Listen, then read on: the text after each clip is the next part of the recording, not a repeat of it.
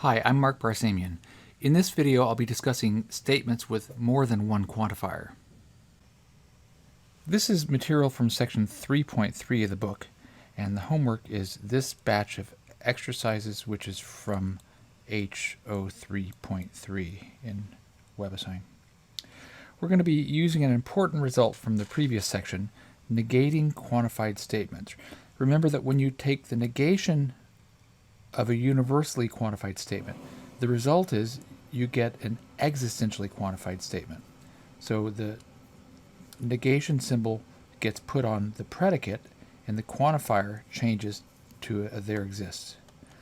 And when you negate an existentially quantified statement, the result is you get a universally quantified statement as a result. And the negation gets moved over and put on the predicate. So let's consider negating statements with multiple quantifiers. So in our first example, negating statements with multiple quantifiers, we're going to consider this statement S. There is a program that gives correct answers to every question posed to it. So our first job is to rewrite the statement formally, that is in symbols, using variables and quantifiers.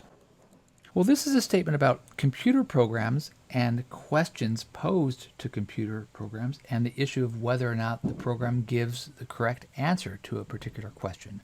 So we need to be careful about creating domains and variables. So let's let one domain be the domain of the set of computer programs. So if that's our domain, then if we're talking about an individual computer program, we're talking about some program maybe called P that's taken from that domain of all computer programs.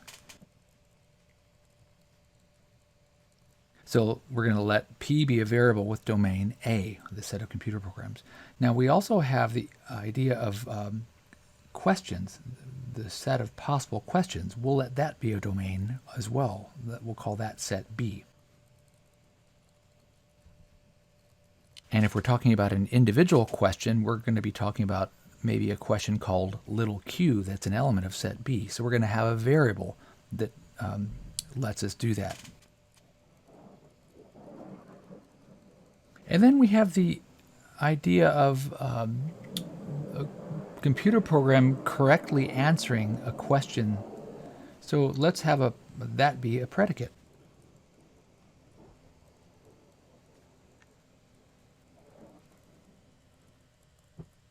So this symbol, capital C, parentheses P comma Q, is going to stand for this predicate. Program P correctly answers question Q. So with those symbols for those domains and the variables, we can abbreviate statement S in the following way.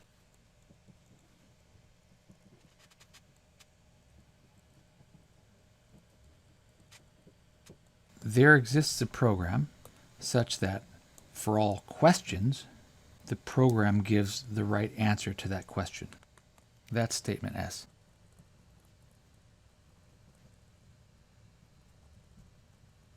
So that expression is what we call the formal version of statement A, rewritten in symbols, just abbreviated. Now in question B, we're supposed to find the negation of that formal statement. So we'll take the approach that I took in the last video, that is we start by writing down the symbol for S, and then we put the negation in front of it, and then we write down the expression for S and put the negation in front of that.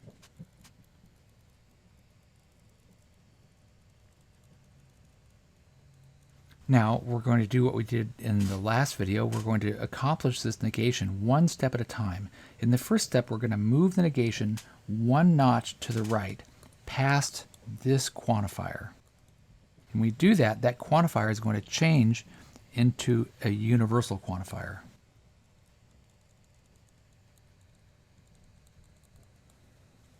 So now we have a for all statement, and then inside of its predicate we have negation of this thing.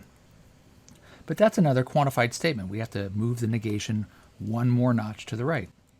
We're going to move the negation past this predicate, and that will change that predicate into an existential.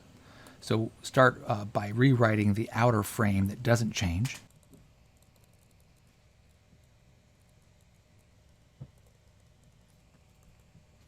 So we moved the quantifier one notch to the right, past this universal quantifier, and in doing so, it changed that universal quantifier into an existential quantifier, and now we have the negation sitting here in front of the predicate. Well, that's the formal negation. That is the negation written in symbols. Now in question C, we're supposed to write the informal negation. That means we get rid of the abbreviations and the symbols and just write this using words. Well, this is spoken for every computer program, and this is spoken there exists a question such that, and this is spoken the program gives the wrong answer to that question.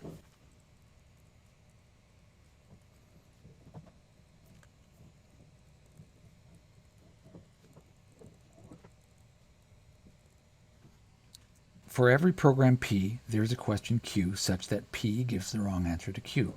Now, we have to be careful here. Remember that there exists quantifier means there exists at least one. Now, we're going to do an example involving changing the order of multiple quantifiers. So in these examples, we have statement A given, and then statement B that's obtained by just changing the order of the quantifiers in statement A. And so for each pair of statements, we're supposed to do this. Figure out which statement is true. It might be one or the other, or both, or neither. And then some of the statements are famous properties of real numbers. Which statements are famous properties of real numbers, and what's the name of the property? And then for any of the statements that are false, find the negation. Find the negation of any statements that are false. Our first example, statement A is this.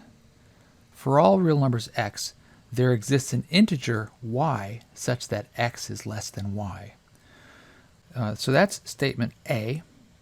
Now statement B, we reverse the quantifier. So we had this blue quantifier for all x in R in front, and then to the right of that we had this red existential quantifier for all y in z. So it just simply interchanged those. Is either of these correct or not? Well, statement A is true.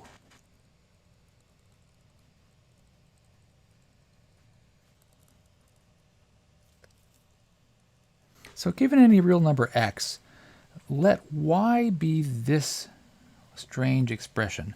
This means the ceiling function. That means you go up from the real number x to the next integer above it. Or if x is an integer, then you just that symbol just stands for x. So this is the ceiling function. Or it's also called the least integer function. It's the smallest, this symbol stands for the smallest integer that's greater than or equal to x. So find that number and add 1 to it. You're going to have an integer that is going to be greater than x. Now what about statement B? Statement B says, there exists an integer such that for all real numbers x, the integer or the real number x is less than the integer y. Let's say that in a different way. Statement B says there exists an integer that's bigger than every real number.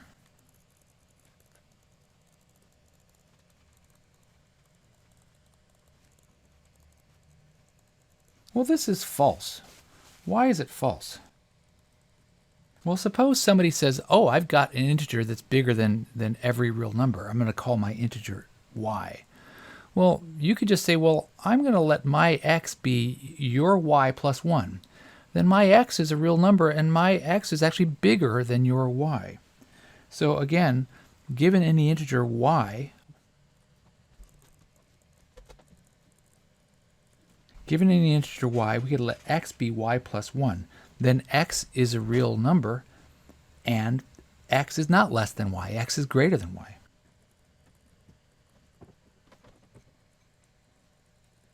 So statement B is false. Source let's find the negation of B. So let's do that on the next page.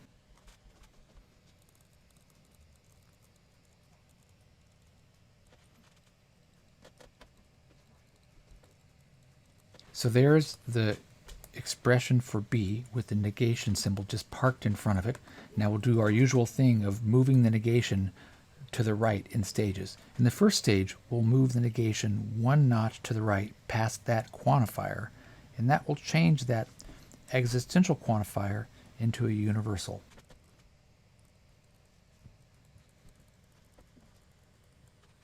So this line would read, for every integer, it's not true that for all real numbers x, x is less than y. Or you could say, for all integers y, it's not true that for all real numbers x, y is bigger than x. Now we're going to move the negation one more notch to the right past the next quantifier. So that will change this universal quantifier into an existential. But let's start by copying the frame, the stuff that doesn't change.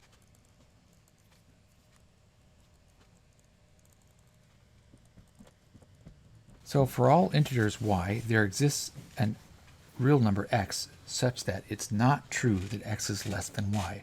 Well, let's write that more clearly.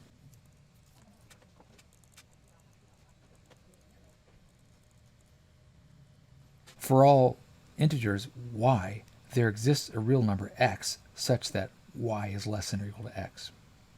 At the end of that part of the example, let's do this again with a different universally quantified statement. Statement A says, for all real numbers x, there exists a real number y such that x plus y equals x. Well, that's true. Let y be the number 0. Then no matter what x value you choose, as long as you use y equals 0, then x plus y does equal x. Now, what happens when we reverse the quantifiers? We had this blue for all x in the real numbers in front, followed by this red, there exists a real number y. Well, let's put there exists a real number y such that for all real numbers x is the next thing. Now this statement says there exists a real number y such that for all real numbers x, x plus y equals x. Well, statement B is also true. Now statement B is the famous property that's the existence of an additive identity. It's actually pronounced the existence of an additive identity element. So in other words, the number 0 is an element of the set of real numbers, and it's the special one that's called the additive identity element. So both A and B are true, and B is the famous one.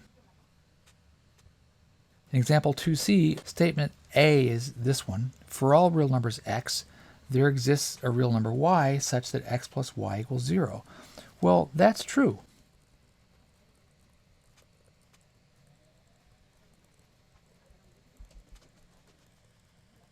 Statement A has a name. It's the property of the existence of an additive inverse for each element.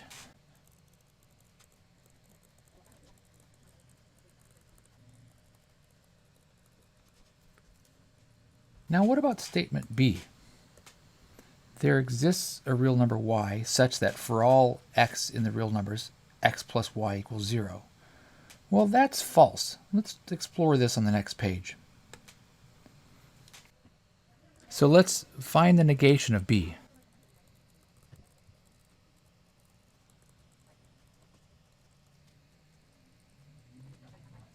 So we'll do our usual thing of moving the negation one notch to the right in each step.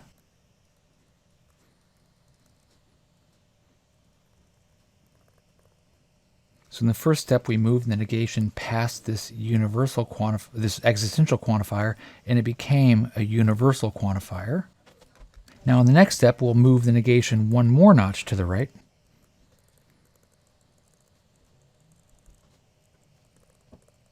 So we have a new sentence that says, for all real numbers y, there exists a real number x such that it's not true that x plus y equals 0.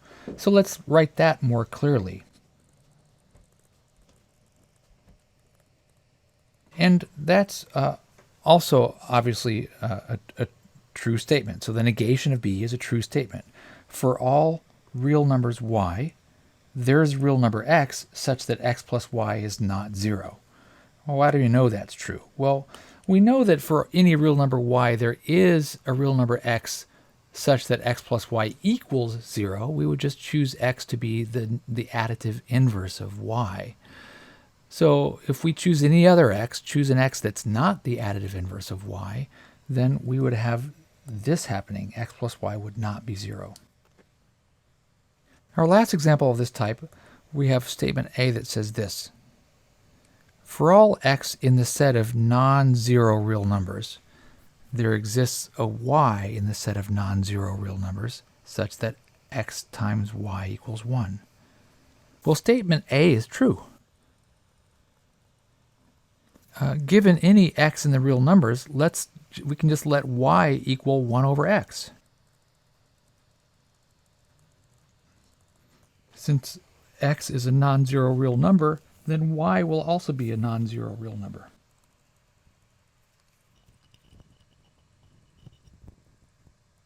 Now this statement A is a statement of what's called the existence of a multiplicative inverse for each non-zero real number.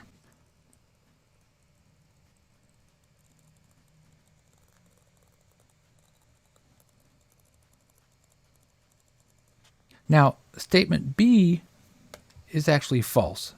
Statement B says there exists one real number y that is the multiplicative inverse for every real number x. And that's just not true. There's no single y that's going to work for all x's.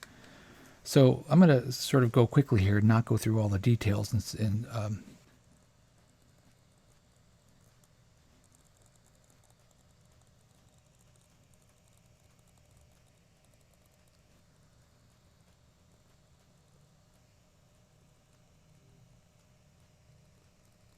So statement B is clearly not true. Now I'm going to kind of skip right to the result of finding the negation of statement B because it's going to work just like the previous 3 negations.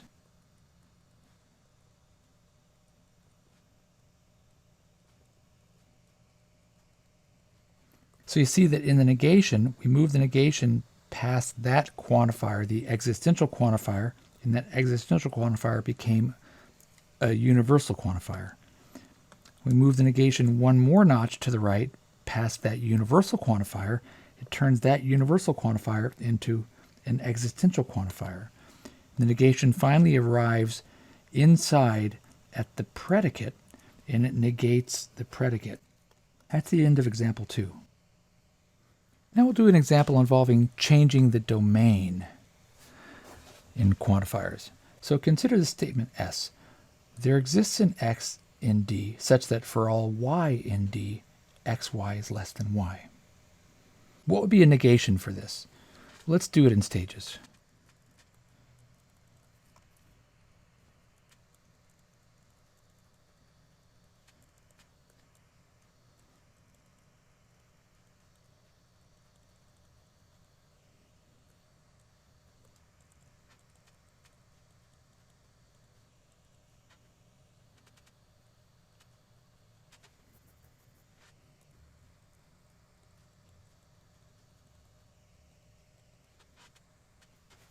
So there's our negation for S.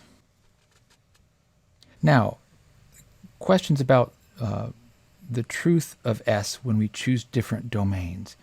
So first question is this statement S true when the domain D is the set of positive real numbers?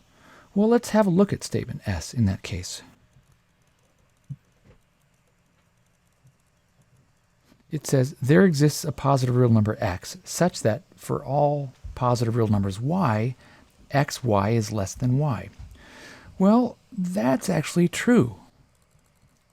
So if we want to say that that's true, we have to come up with an example of an x that works. So if we let x be the number 1/2, for example, then notice that x is less than 1. So that's a true inequality. Now, suppose that then we take any positive number y that we want and multiply both sides of this inequality by y.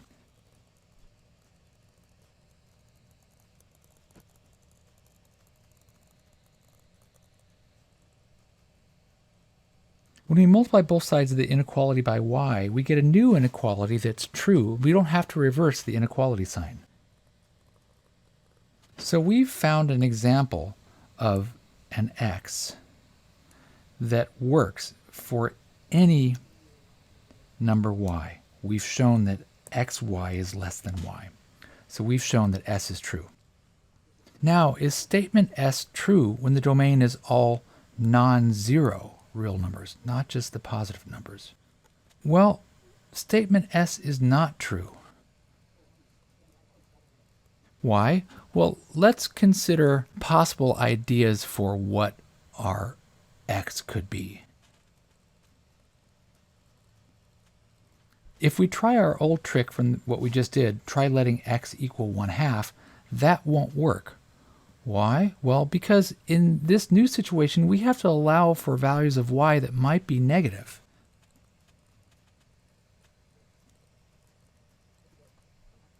So if y is -3, for example, then xy is equal to -3/2. So the inequality xy is less than y would be false.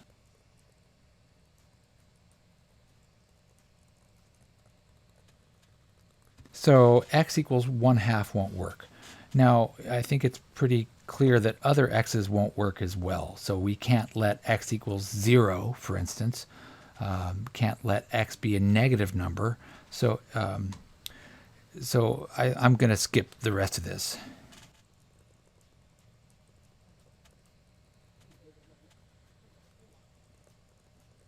All right, let's go on. The last part we ask, is statement s true when the domain is positive integers? So let's write s down and see how it would look.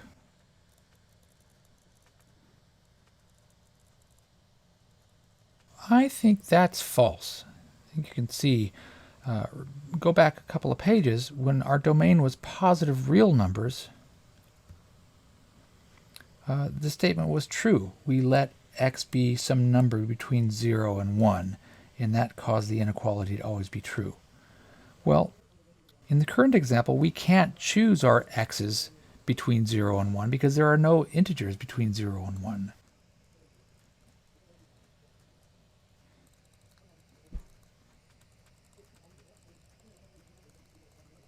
So since we won't be able to choose an x between 0 and 1, we won't be able to find an x that works. So we can see that s is going to be false.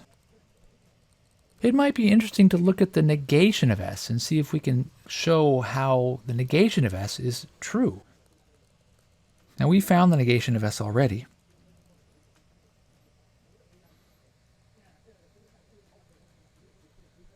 So for all x in the positive integers, there is a y in the positive integers such that xy is greater than or equal to y. Now that's true. Let's let x be any positive integer.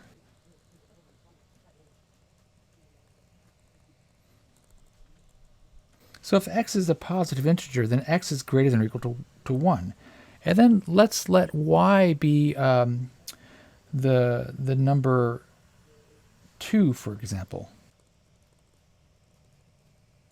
Let's multiply both sides of our true inequality by y, by the number 2.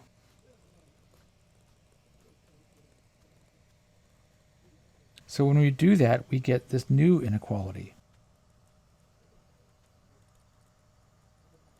So we see that x times y is greater than or equal to y is true.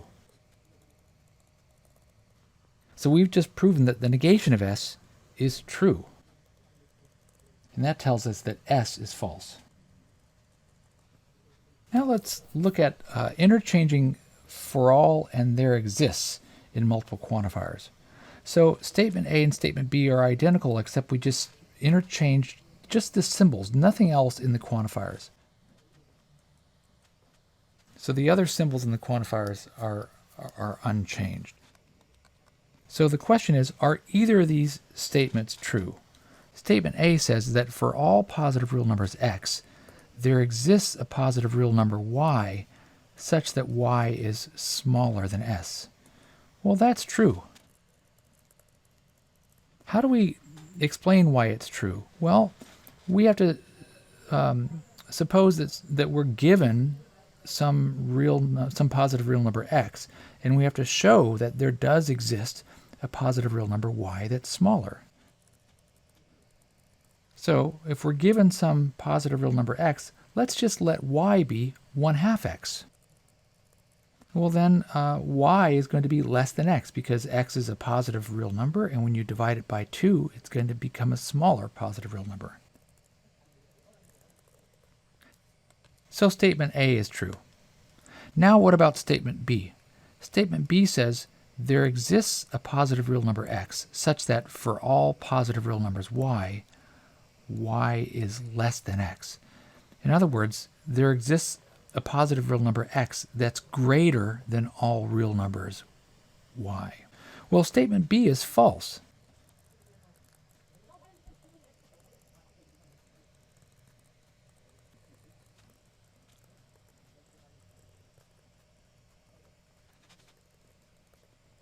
Now, how do we demonstrate that that's false? Well, we have to show how no matter what value of x somebody chooses as the possible candidate for this example of an x, we have to show that regardless of what x they choose, we can find a y value such that x is not bigger than y. Now, so statement B is false, but to see why, it will be helpful to have an idea of what the negation of B looks like.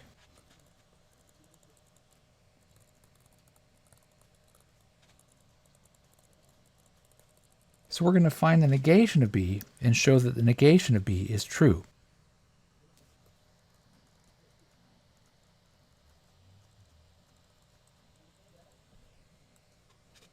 So the negation of this we could do in stages, but I think you can imagine how it's going to go. We're going to move the quantifier past that negation. That will turn it into a universal quantifier. We're going to move the negation past that universal quantifier. That's going to turn it into an existential quantifier. And then the negation is finally going to land on that predicate and negate it. So negation is, for any positive real number x, there exists a positive real number y such that y is greater than or equal to x. So we want to show that this negation is the thing that's true. So we have to show that given any real number x, we can find a real number y, positive real number y, that's greater than or equal to that x.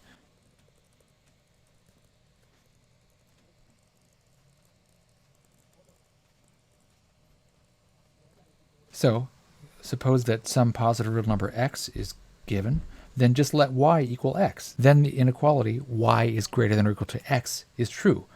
So we've just shown that the negation of B is true. So B is false.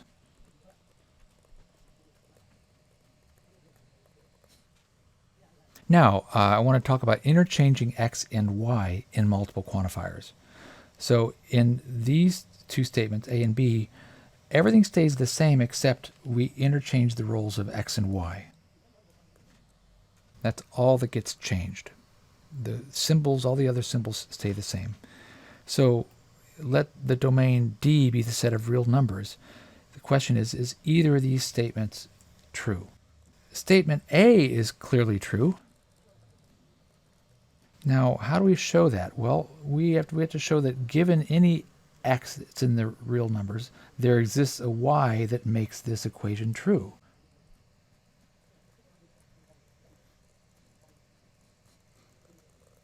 So we've shown that if you're given any x, you can just let y be this number. That number is the number that will make this equation true. You can always compute that y and it'll work. Now, can we show that statement B is true? Given a value of y, can we find an x that will make that equation true, the same equation true? Well, statement B is also true. So the key here is we have to show what happens if you're given a y, what will you use for x? Well, the key is to solve this equation for x in terms of y.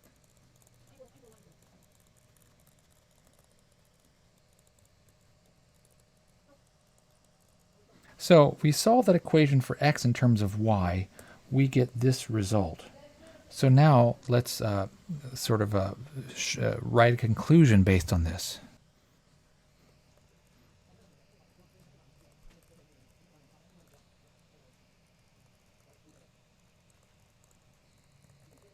So the equation y equals 2x plus 1 just becomes the equation y equals y. So this is true.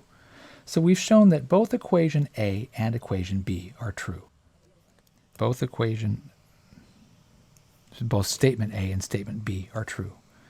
Now, the last thing we're going to do is the same thing, but with the domain being the set Z.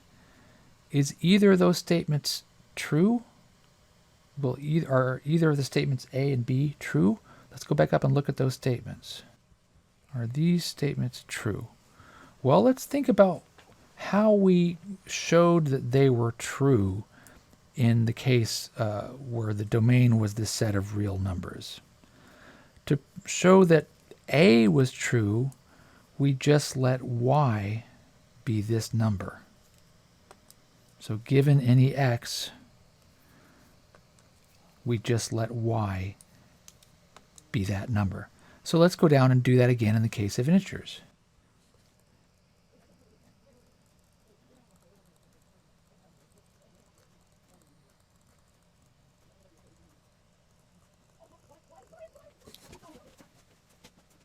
Now, what about statement B?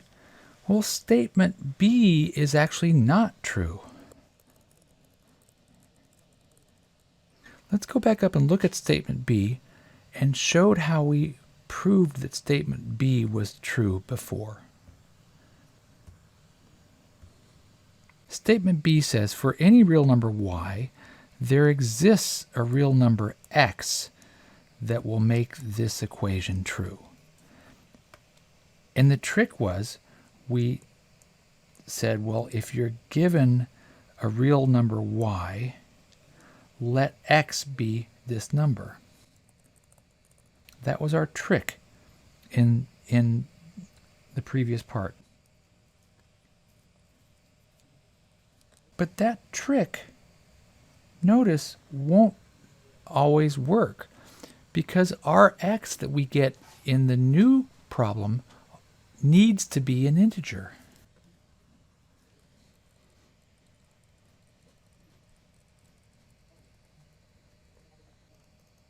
So given an integer y, the only x that can possibly work to make the equation true is this one.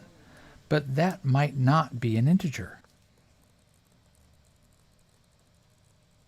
So for instance, suppose y was the number 4.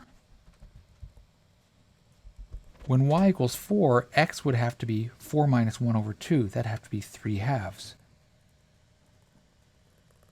And 3/2 is not an integer. So let's go back up to our statement B. Statement B says, for any y that you choose, there has to be an x in your domain that will make this equation true. And we've found that when the domain is the set of integers, there is an example of a y such that there is no x that will work.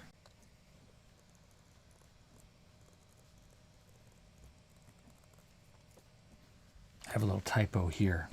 I changed that to the word B. All right, that's the end of the video. Thank you.